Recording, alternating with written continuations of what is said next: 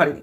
তো কিমা ইদানিং নিজেকে সংশোধন করছে বা করতে বাধ্য হচ্ছে বলতে পারো, কারণ এখন তো বোঝা যাচ্ছে কি পরিমাণ কেসের গুঁতো ও খেয়েছে, এবং সেটা ও নিজে মুখে স্বীকার করুক আর না করুক, এই ম্যাডাম তার নিজের বক্তব্য দিয়ে পুরোটাই আমাদের কাছে ক্লিয়ার করে দিয়েছে। এই লাইভে তো ক্লিয়ার করে দিয়েইছে ভাই। একেবারে জামিন নিতে হয়েছে, একদিনের জেল হয়ে যেত, কত রকম কথাই শুনলাম, ভাবতে পারো? তাহলে এত গুঁতো যে খেয়েছে তার পক্ষে তো গালাগালি ভুলে যাওয়ারই কথা, তাই না?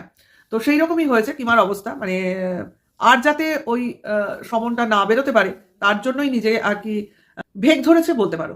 কাজেই সে ভেগ ধরুক আর যাই করুক, মুখস্থ খুলতে বসেছে, তাই না? সত্যি ভাবলে কষ্ট লাগে যে যাকে দেখতে সাদাসিধে লাগে, যদিও আমরা ভাবিনি, তার পেটে পেটে এত কিছু আছে, তাই না? হ্যাঁ ভাই, তুমি লোককে খারাপ বোঝাবে, তুমি লোককে খারাপ বলবে, তুমি লোকের একেবারে পিন্ডি চটকে দেবে, তো তোমারও তো পিন্ডি কেউ চটকাবে রে। ওপরে তো ভগবান আছে, সে দেখছে, সে বলছে তুমি বাড়তে থাকো, তোমাকে ছাড়বো আমি। তো ভগবানেরই হাত ধরে কেউ না কেউ এসে কোনো না কোনো কাণ্ড ঘটায় রে ভাই। তো এটাই হচ্ছে সেই রকম একটা কাণ্ড যেটা ঘটতে চলেছে এই কলিযুগে। কলিযুগই তো বটে, ভুল বললাম না তো বোধহয়। যাই হোক, সোজা কথা, লোহা লোহাকেই কাটবে, কাজ কাজকেই কাটবে। কাজেই কাউকে কাটতে গেলে সেই রকম টাইপের লোকই আসতে হবে, সোজা কথা।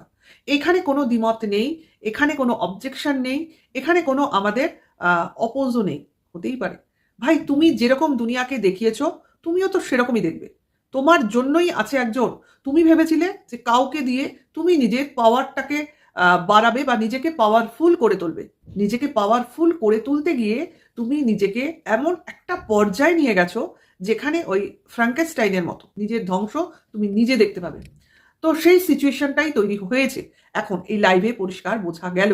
কারণ এই ম্যাডাম এখন যে পজিশনে রয়েছেন বা যে পজিশনটা উনি হোল্ড করতে চাইছেন, তাতে উনি আশপাশে একমাত্র এখন এই পর্যন্ত ওই সাদা ভেড়া বা ঝুলন্ত এদেরকেই রাখতে চাইছেন আমার যদ্দূর মনে হলো। কারণ এই দুজনের নামই এখন ওনার মুখে শোনা গেল আপাতত।